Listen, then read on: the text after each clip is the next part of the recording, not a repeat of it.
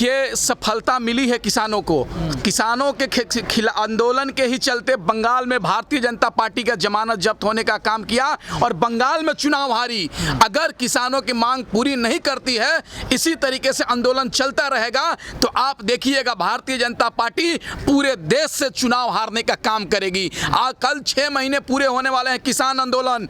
कल हम लोग काला पट्टी बांधकर, काला झंडा फहराकर विरोध करेंगे, प्रदर्शन करेंगे और सरकार को संदेश देंगे कि हमने यहाँ पर ठंडी भी काटी है, बरसात भी काटी है और ये गर्मी का ऋतु भी काट रहे हैं। अगर हमारी मांग पूरी नहीं होती है तो अगले चुनाव तक भी रुकने का काम करेंगे और सरकार को गिरा कर ही जाएंगे और अपना मांग पूरी करवा कर ही जाएंगे। ये हमारी जीत हो चुकी है। पर सरकार मांग पूरी कर तो नहीं रही है। बिल्कुल सरकार करेगी। आधी जीत हम लोगों ने तो जीत लिया। सरकार इसीलिए तो कह रही थी कि हम समझौता करने को तैयार हैं, संशोधन करने को तैयार हैं, स्टे लगाने के लिए तैयार हैं, लेकिन किसान ने कहा कि नहीं, ना ही समझौता को मानते हैं, ना ही स्टे को मानते हैं, बल्कि ये तीनों कृषि कानून को रद्द करोगे तभी मानोगे। हमारी जीत आधी तब हो गई थी जब बंगाल में भारतीय जनता पार्टी चुनाव हार गई। कैसे चुनाव हार गई बंगाल में? इसी को बंगाल की जनता ने यही देखकर भारतीय जनता पार्टी को वोट नहीं दिया कि अगर बंगाल की जनता बीजेपी को वोट कर देगी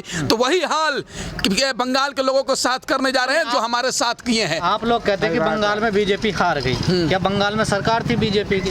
नहीं, वो 3 सीटों से 75 पे पहुंच गई। हार हुई है, जीत हुई है। एक बात बताइए ना, बड़ी है ना, घटी थोड़ा। नहीं, अगर मोदी जी अच्छे काम किए रहते, मोदी जी ने देश में अगर अच्छा काम किए रहते तो बंगाल में सरकार बन जाती भारतीय जनता पार्टी का।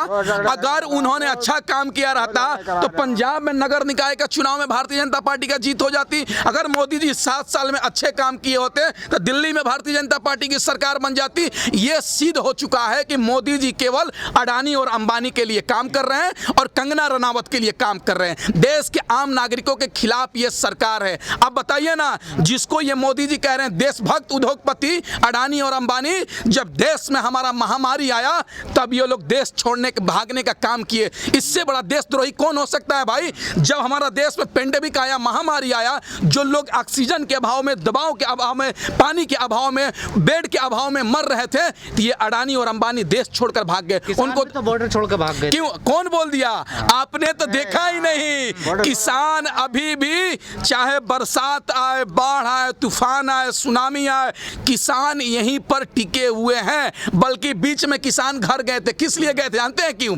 भारतीय जनता पार्टी की सरकार, मोदी जी बंगाल चले गए थे चुनाव में, किसान भी चल गए थे अपने खेत में, खेत काट कर बंगाल से सरकार दिल्ली पहुंच गई है और किसान भी बॉर्डर पहुंच गए हैं। अब आमने सामने की लड़ाई है। कल से शुरुआत हो रही है हमारी लड़ाई। कल आप देखिए ना, कल काला झंडा विरोध किया जाएगा बांधकर पट्टी, और कल से शुरुआत होगा। सरकार अगर हमारी मांग नहीं पूरी करती है तो देखिए क्या क्या कर रहे हैं हम लोग। कह रहे हैं कि कल काला दिवस मनाया जाएगा, लेकिन इसमें कई लोग विरोध कर रहे हैं क्योंकि कल बुद्ध पूर्णिमा है जो इंटरनेशनल पूरी दुनिया में मनाई जाती है। देखिए, बुद्ध पूर्णिमा पूजा है, उसको लोग मनाएंगे और हम भी अपना विरोध प्रदर्शन करेंगे। दोनों अपने अपने जगह पर है, दोनों जगह पर है, दोनों की आस्था है। ये किसान आंदोलन भी किसानों की आस्था है, क्योंकि किसानों की ये आंदोलन है, किसानों के हक और अधिकार की लड़ाई है। ये आंदोलन किसानों की मान सम्मान की लड़ाई है। ये आंदोलन किसानों की खेती बचाने की लड़ाई है। ये आंदोलन किसानों की रोजी रोटी की बात है। जो एक दिन बताइए ना, एक दिन भारत बंद होता है तो करोड़ों खरबों रुपए का नुकसान हो जाता है, लेकिन किसान का लगभग 6 महीने से भारत बंद है, रोजी रोटी बंद है, खेती बंद है। उसका बताइए ना कितना नुकसान हुआ। यही लोग कहते थे ये किसान नहीं, मुट्ठी भर किसान है, आतंकवादी है, खालिस्तानी है। आज 6 महीने तक हो गया, किसान अभी भी बैठा हुआ है। इससे बड़ा परिश्रमी किसान से कोई नहीं हो सकता। लंबा कौन खींच रहा? सरकार या किसान ने? नहीं, किसान क्यों खींचेंगे? किनको शौक है बॉर्डर पे बैठने का? अगर मोदी जी आज ऐलान कर देंगे कृषि कानून रद्द हो रहा है, किसान घर चल जाएंगे।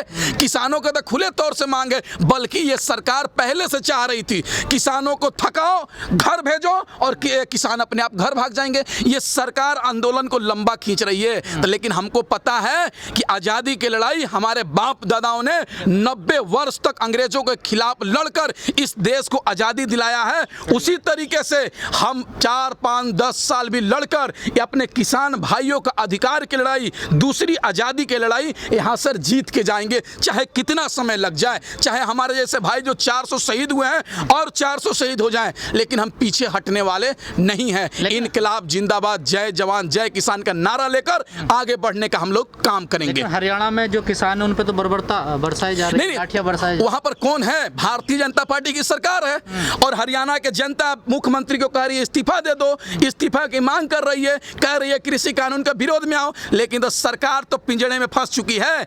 एक कहावत है ना, छुछुंदर और सांप का खेला हो चुका है। ये सरकार मुंह से ना छोड़ रही है ना खींच रही है, वही हाल हो चुका है। अब सोच रही है कि किसानों में तो बीजेपी की सरकार, अरे 22 को तो चुनाव है, देखिए ना आपने देखा कि नहीं देखा, नगर पंचायत का चुनाव हुआ उत्तर प्रदेश में, भारतीय जनता पार्टी चुनाव हारी। अगर अच्छा काम की रहती तो ऐसा काल होता क्या?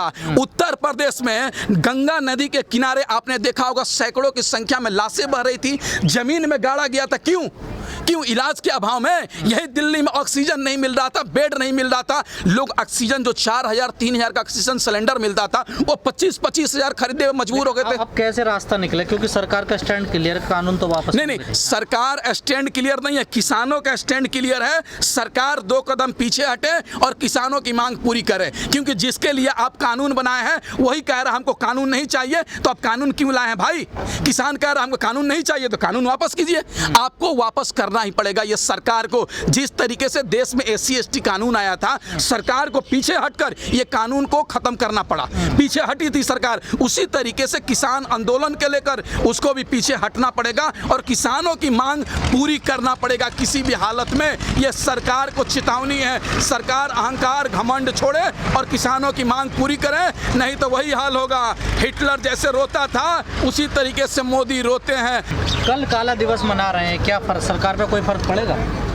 बिल्कुल, देखिए सरकार को हम जो है पूरे भारत के अंदर जो है काले झंडे लगाकर और जो है सरकार का पुतला फूंकने का काम करेंगे जहां भी हम बॉर्डर पे चौराहों पे। तो एक यही स्टैंड, जैसे आपने देखा यहाँ पर अभी खट्टर सरकार जो है पीछे हटी है और जो 16 में जो मुकदमे किए थे किसानों पे, लाठियाँ बरसाई थी, वो जो बर्बरता की थी उसका जो है कल वहाँ पर फैसला हुआ है। तो उसमें किसानों की जीत हुई है, पूरी तरह से किसान की जीत होती नज़र आ रही है। और लगातार ये क्यों आपने देखा कि वो जो किसानों पे जो केस वापस लिए जाएंगे इसको कहा है, और जो कल भी एक वहाँ पर जो है एक किसान शहीद हुए हैं तो उनके परिवार में से किसी को जॉब दी जाएगी। और जो पिछले हिसार के अंदर जो कहती है बाद में पलट जाती है ना, ऐसे तो उन्होंने पहले भी कहा था कि वो पलट जाती है, लेकिन ये देखिए जो 16 में कहा था और पलटे थे, कल उन्होंने 24 में ये चीज़ दिखा दी कि सरकार अब सरकार की औकात नहीं है जो अब आगे को पलट जाए। क्योंकि जो कल लाखों की तादाद में वहाँ पर किसान पहुँचे थे, उस किसान की क्षमता को देखकर सरकार पीछे हटी है, उसने घुटने टेके, अब उसकी उतनी हिम्मत नहीं है, उसकी औकात नहीं है जो आगे बढ़ेगी। और अगर इस तरह से पीछे अगर ये फिर किसान के साथ में धोखा करती है तो किसान उससे और 4 कदम आगे बढ़ के जो है फिर इसी तरह से स्टैंड लेंगे। और अपनी देखिए, हम फकीर नहीं है साहब, हम किसान हैं, अपना हक लेकर जाएंगे। झोला उठाकर तो फकीर चले जा सकते हैं, लेकिन हम किसान हैं और किसान किसी चीज़ से नहीं डरता है। आपने देखा होगा जो पानी की बौछार कराते हैं, आंसू गैस के गोले दगवाते हैं, लेकिन उससे किसान डरता नहीं है। कल जो तादाद आपने देखी वो देख ली कि बच्चा बच्चा किसान का वहाँ पर पहुँचने का काम किया और वहाँ पर जो दिखा दिया कि किसान कभी भी डरने वाला नहीं है, सरकार जो अपने होश में आए।